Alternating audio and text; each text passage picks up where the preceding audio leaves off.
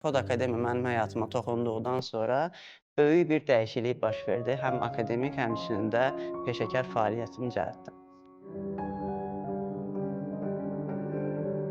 Əslində mən çox şadam ki, burada şərəf diplomu ilə bir yerdə məzun olmuşam. Burdan məzun olmağa yaxın olan bir periodda mən öz iş yerimdə helpdeskdən şəbəkə mühəndisliyinə promot olundum və sırf burdan öyrəndiyim biliklərin bu promotionda çox böyük əhəmiyyəti var idi və buna görə də mən burdan aldığım tədrisin orada çox böyük dəyərlərə sahib olduğunu qəti şəkildə deyə bilərəm.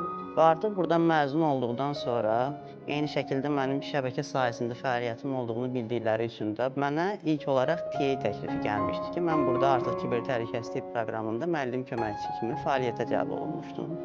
Və artıq bu fəaliyyətlə bir yerdə də müəllimlərim məni eyni zamanda burada bir çox siniflərdə həmçinin müəllim kimi də təcrübəmi yoxlamaq qərarı vermişdilər ki, bəzən bir dərsin hamısını, bütün bir qismini mənə təhvil verirdilər ki, həmin onun üzərində, həmin o dərsin üzərində necə bir fəaliyyət göstərdiyimi də ölçmüş olsunlar.